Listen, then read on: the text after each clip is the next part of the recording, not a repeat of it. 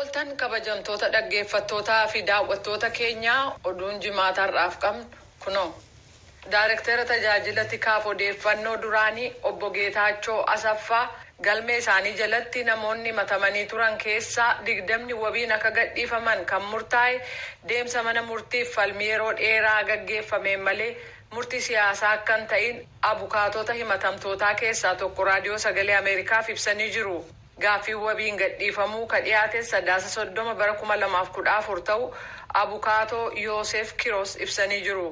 Murtii siyaasaa otoo ta'e manni murtii gadi aanu wabiin akka gadhiifamaniif murtii kenne abbaan alangaa hin mormu ture jedhan. Oliyyannoon abbaa alangaa dhiyeesse hundee godhachuun falmii gamlameenii ka dhaggeeffatu manni murtii waliigalaa guraandhala 7 murtii kennuuf beellama qabachuusaa obbo Yoosef ibsaniiru. Raadiyoon sagalee Ameerikaa torban kana keessa kan isaan haasofsiise deetaan ministeera haqaa obbo Fiqaaduu Tsaggaa murtiin wabiin akka ba'aan kenname kun kan mootummaan dhiyeenya kana ifa taasise tarkaanfii himata addaan kutuu waliin hidhata kan hin qabnee fi oliyyannoon kan irratti dhiyaate ta'uu ibsaniiru jechuudhaan Iskindir Fireew Finfinneerraa gabaaseera. Hooggantummaa gamtaa Afrikaa qabachuuf ka jiran pireezidaantiin Senegaal Macky Sall siviilotaaf eegumsa gochuu kabajamuu mirga namoomaa murtii haqaa fi itti gaafatamummaa kabachiisuu kanneen jedhan ajandaa gamtaa Afrikaa irratti dhimma irratti xiyyeeffatamu ta'uu qaba jechuudhaan gareen mirga dhala namaaf falmu Human Rights Watch gabaasee jira.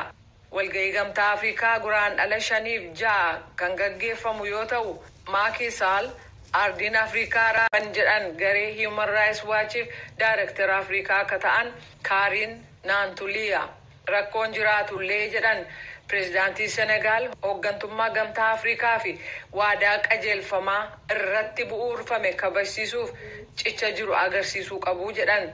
Kunis mootummoota dararaa geessisan irratti tarkaanfii qabatamaa fudhachuu gaaffii namoota miidhamaniif deebii kennu akkasumas hariiroon haala walqixxee fi madaalawaa ta'een gaggeeffamu addunyaa gama kaabaa keessa akka jiraatu taasisuudha jedhameera. Hoogganoonni biyyoota Afrikaa kanneen Finfinnee keessatti wal ga'uuf jiran wal waraansa mootummaa Itoophiyaa fi waltaatota isaa Eertiraa dabalatee akkasumas TPLF gidduutti ta'een dararaa hedduu dhaqqabeef ilaalcha duraa kennuu akka qabu gareen kun gaafatee jira. Siiriyaa kaaba dhihaa keessatti kamisa kaleessa humnootiin imala addaa kan United States haleellaa geggeessaniin hoogganaan garee shororkaa Islamic State jedhamu ajjeefamuun gabaafameera. Abu Ibrahim Al-Quraahi akka to'annaa jala hin oolleef jecha ofiisaa fi maatiisaa galaafate.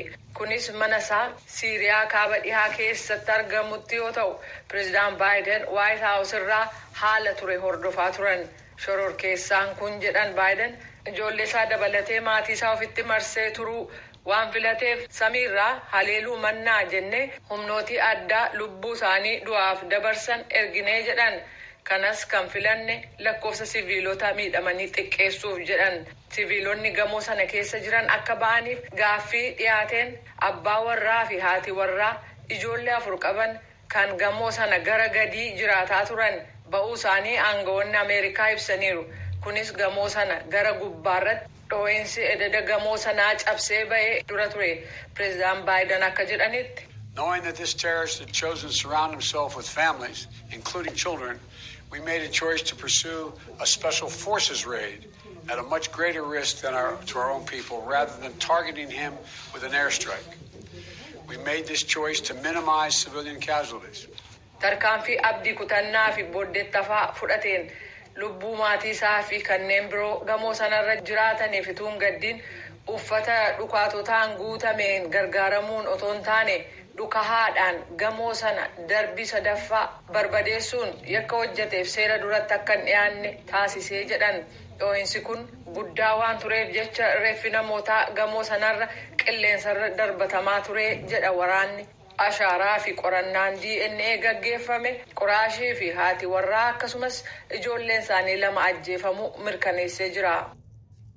Pireezidaant Joo Baayiden kamisa kaleessaa gara magaalaa Niw Yoorkitti kan imalan yoo ta'u kunis hokkaraa fi yakka qawween gaggeeffamu ittisuuf bulchiinsi isaanii dhiibbaa haaraa taasisu ta'uu hubachiisuuf ture.